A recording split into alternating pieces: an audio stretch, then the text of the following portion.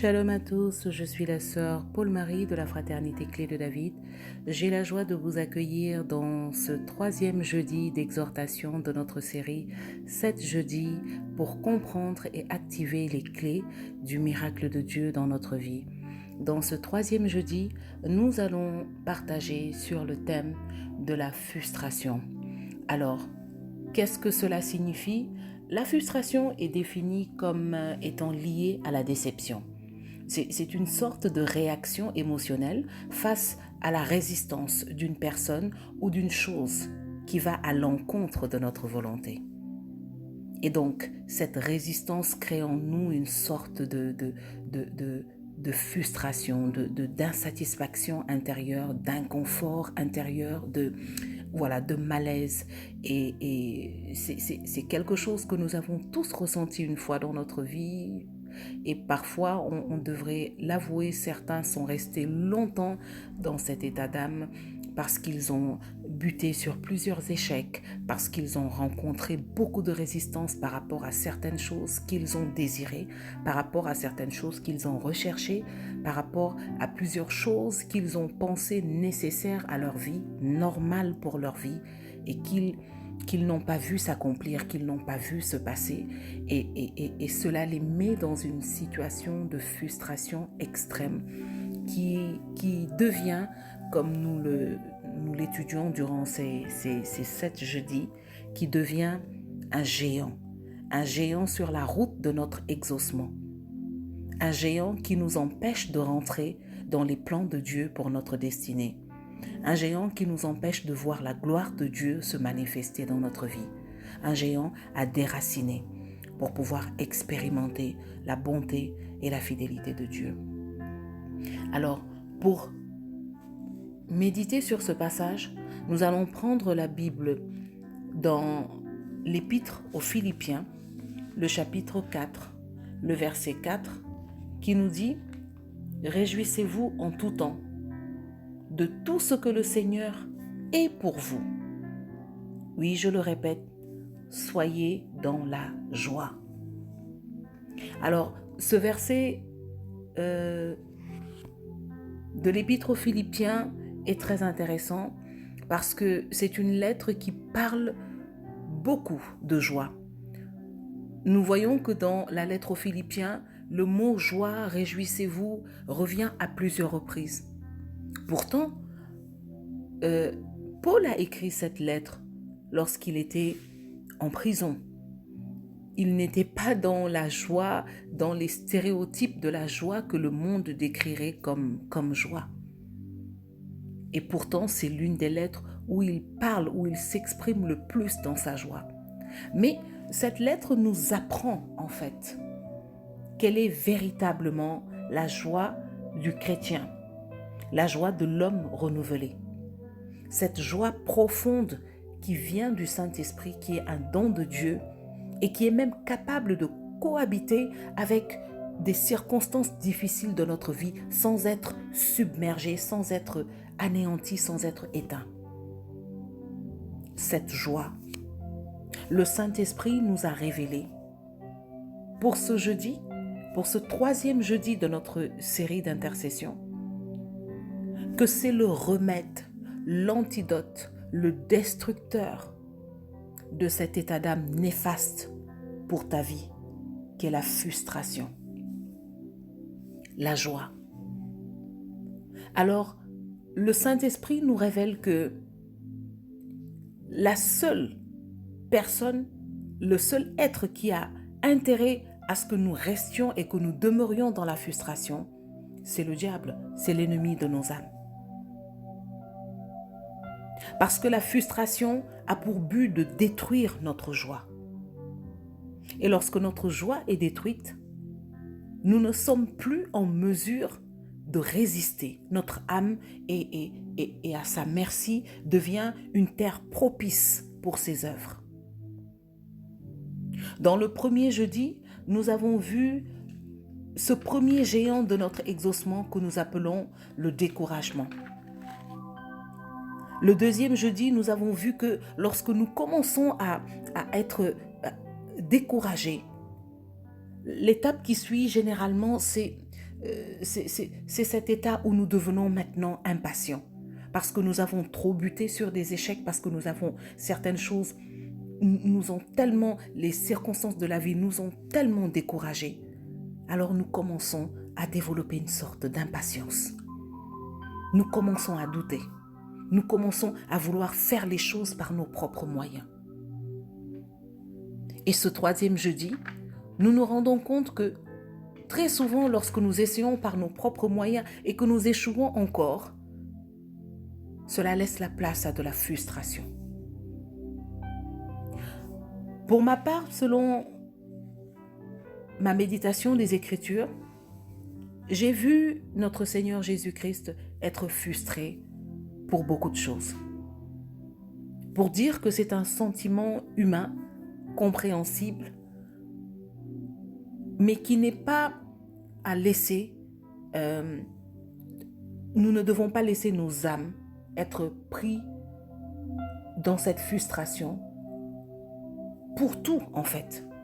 Parce que le diable utilise en fait cette situation pour nous empêcher de nous épanouir, pour nous empêcher de grandir.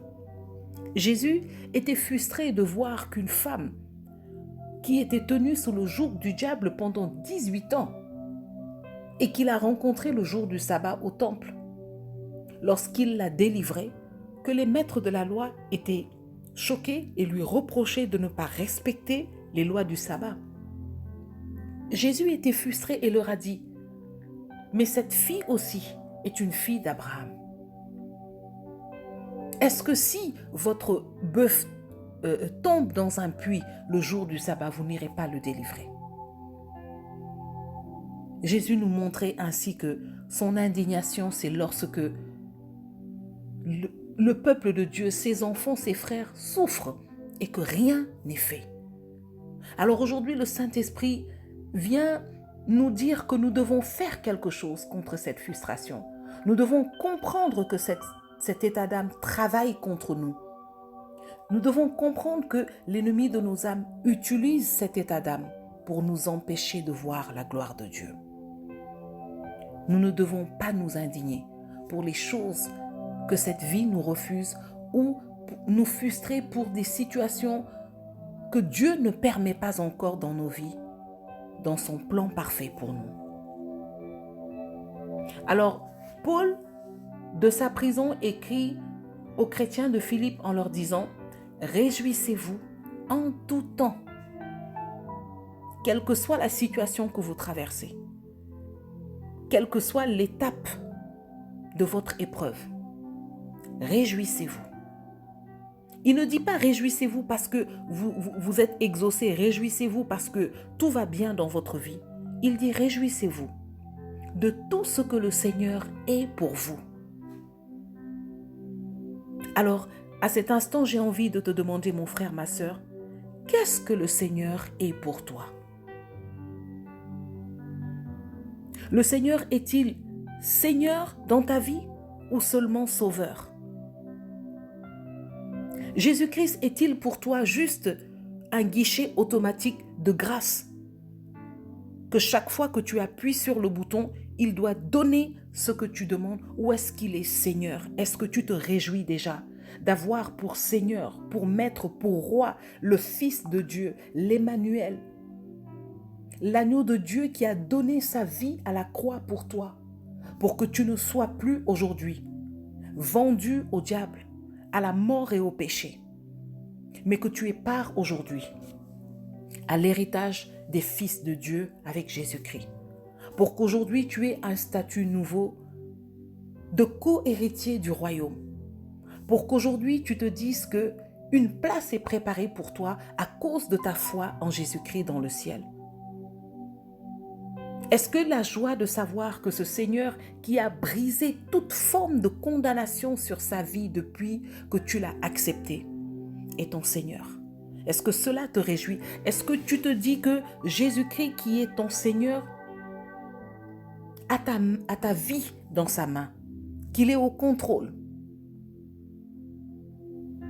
et que tout ce que tu as à faire, c'est de marcher dans ses voies, d'apprendre à mieux le connaître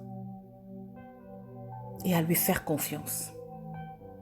Il dit, réjouissez-vous pour tout ce que le Seigneur est pour vous. Si tu n'as pas encore trouvé ce travail et que tu as déposé plusieurs demandes et que tu es confronté à des refus, que le Seigneur reste ta joie. Dis-toi que le Seigneur ne t'a pas rejeté. Et devant chaque rejet, devant chaque refus, dis-toi, ce n'est pas le travail que le Seigneur a prévu pour moi. Ne laisse pas ces situations enfermer ton âme dans la captivité de la frustration. C'est une étape dangereuse qui te fera glisser vers d'autres choses, vers d'autres états d'âme encore plus profonds dans les ténèbres. Si tu as essayé d'avoir cet enfant après plusieurs tentatives et qu'après chaque mois que tu vois tes règles arriver, tu es découragé, tu commences à être impatiente, tu doutes et que ton âme commence à entrer dans la frustration, dis-toi que le temps de Dieu est le meilleur.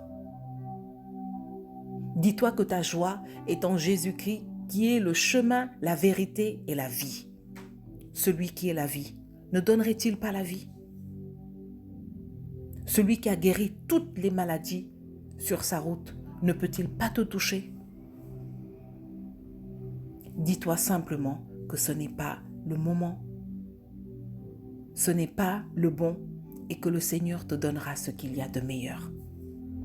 Des exemples, il y en a plein dans la parole de Dieu.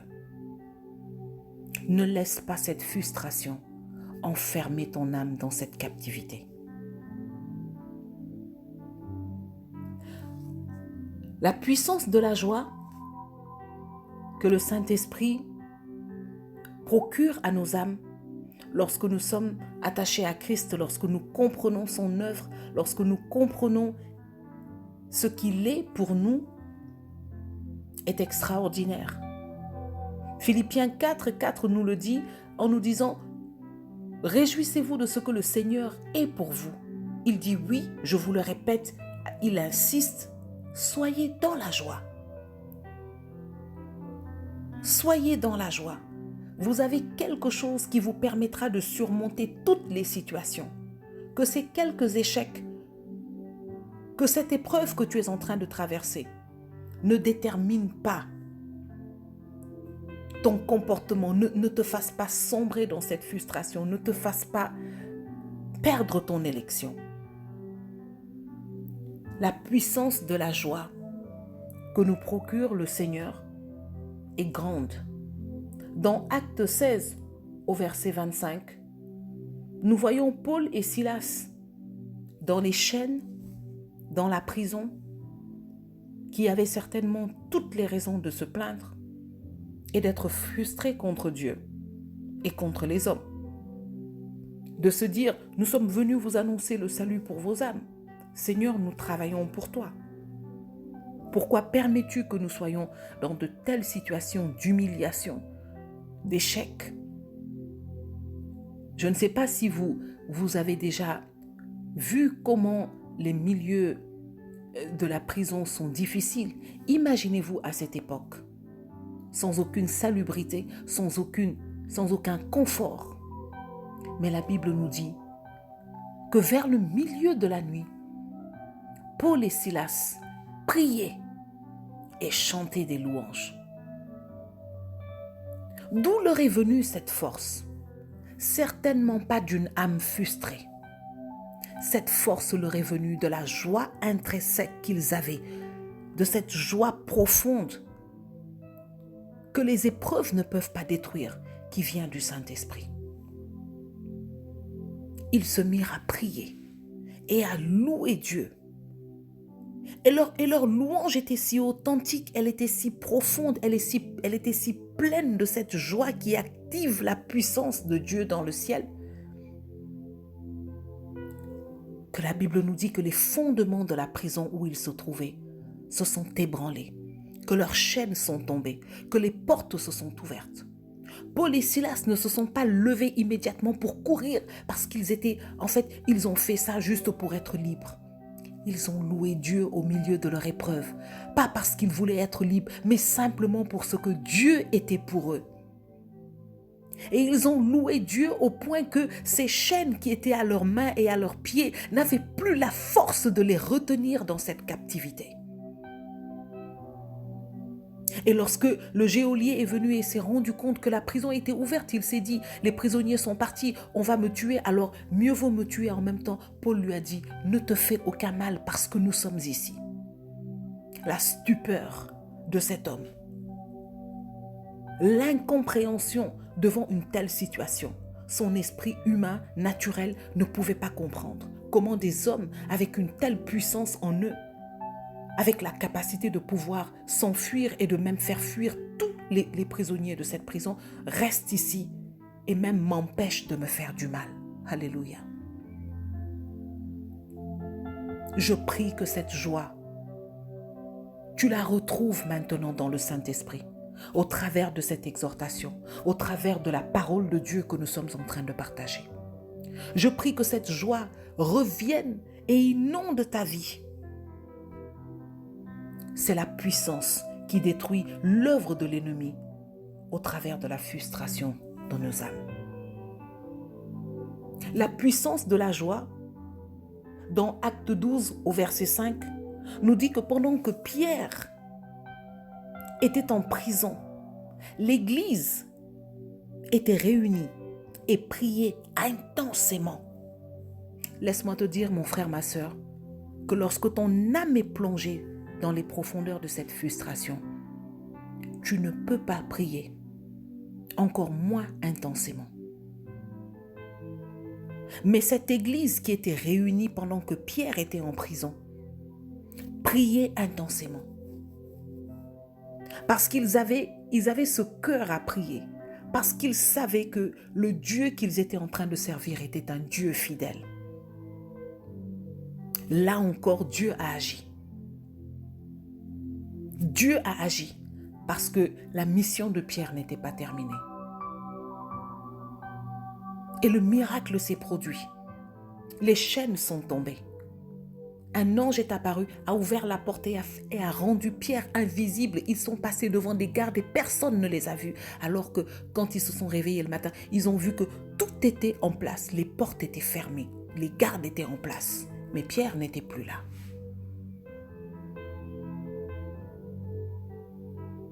Je prie aujourd'hui que cette joie ne te soit jamais enlevée. Et si des circonstances de ta vie avaient fait que tu l'avais perdue, je prie aujourd'hui dans le nom de Jésus que tu la recouvres. Je voudrais te dire que la joie d'un enfant de Dieu fait dépérir le diable et l'ennemi de nos âmes. Et Paul et Silas l'ont expérimenté dans la prison. Pierre aussi. Alors, quand nous avons perdu notre joie, généralement, voici comment cela se manifeste. On entre facilement en colère, on ressent de la haine. En fait, pour un peu tout, on est irritable. Et la parole de Dieu ne produit plus d'effet en nous. La parole de Dieu ne nous réjouit plus. Si l'Église avait la force et la puissance de prier si intensément au point que les chaînes de Pierre tombent, c'est parce que la parole de Dieu produisait encore en eux ce feu et cette joie. Jérémie nous dit qu'il a trouvé les paroles de Dieu, qu'il les a dévorées et qu'elles ont fait la joie de son cœur. Laisse-moi te dire que lorsque ton âme est dans la prison de la frustration, la parole de Dieu n'a plus cet effet. Elle ne produit plus cette joie naturelle en toi. Lorsque tu as perdu ta joie, tu n'arrives plus à te réjouir avec ceux qui se réjouissent. Tu es dans une sorte de fatigue constante pour tout. Tu oublies en fait les joies du passé. Tu n'arrives même plus à te rappeler des choses qui t'ont mis en joie pour pouvoir encourager ton âme à rentrer dans cette joie. Tu commences à perdre le goût de tout. Et tu n'arrives plus à avoir cette intimité avec Dieu. Cette intimité que Paul et Silas ont pu avoir avec Dieu au fond de leur prison qui a brisé leur chaîne. Mon frère, ma sœur, si tu ressens ces choses dans ta vie, ces derniers temps ou depuis longtemps, c'est que tu as perdu ta joie.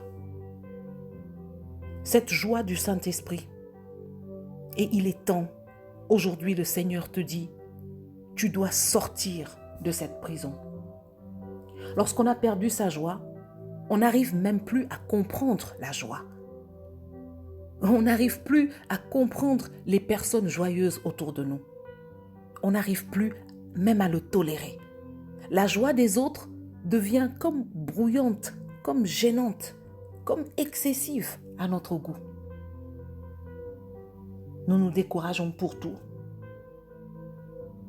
Et nous ne croyons même plus en la joie. Nous ne croyons plus que quelque chose peut nous réjouir parce que nous sommes convaincus que tant que nous n'avons pas ça que nous avons demandé à Dieu, nous ne pouvons pas expérimenter cette joie.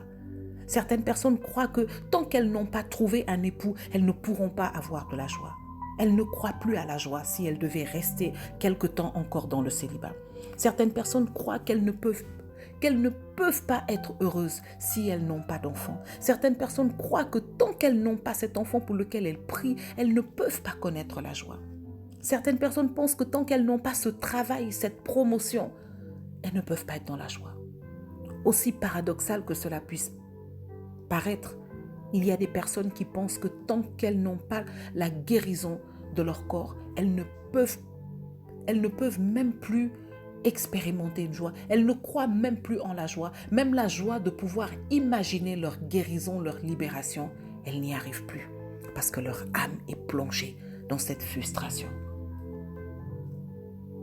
La joie est un don de l'esprit, mon frère, ma sœur. Et c'est une force que Dieu met en nous qui nous permet de faire face aux assauts de l'ennemi. Néhémie nous dit que la joie de l'Éternel est notre force. C'est cette joie qui te fait tressaillir lorsque tu entends la parole de Dieu, lorsque tu vois les merveilles de Dieu se passer autour de toi. Cette joie de Dieu, c'est celle qui te permet de t'émerveiller en regardant la création, en regardant la puissance de Dieu se déployer même dans des petites choses autour de toi. C'est lorsque nous arrivons à nous réjouir de ce que Dieu est pour nous, même dans nos épreuves. La joie, c'est tout simplement notre capacité de voir le ciel ouvert et le Fils de l'homme assis à la droite de Dieu, même au milieu de nos ennemis les plus féroces. Et pour terminer, je voudrais te dire de te rappeler de ceci. Ta joie fait dépérir ton ennemi. Et je prie que le Seigneur aujourd'hui vienne restaurer cette force en toi, au nom de Jésus. Je prie en ce jour que ces paroles t'encouragent et te donnent de te rappeler des joies du passé, te donnent de rappeler des exploits de l'Éternel dans ta vie, de te dire qu'il n'a pas changé, qu'il est le même hier, aujourd'hui, éternellement, et qu'il est ce Dieu qui est toujours capable de faire des exploits dans ta vie. Je voudrais prier afin que tu puisses retrouver la force de te réjouir en l'Éternel. Oui, de rester dans la joie de l'Éternel, pour ce qu'il est pour toi, pour ce qu'il a fait pour toi, pour ce qu'il est en train de faire pour toi à cet instant et pour tout ce qu'il fera encore. Dans le nom de Jésus, reçois cette joie maintenant et sois libéré de toute forme de frustration. Au nom de Jésus-Christ de Nazareth, j'ai prié. Amen. Merci Seigneur.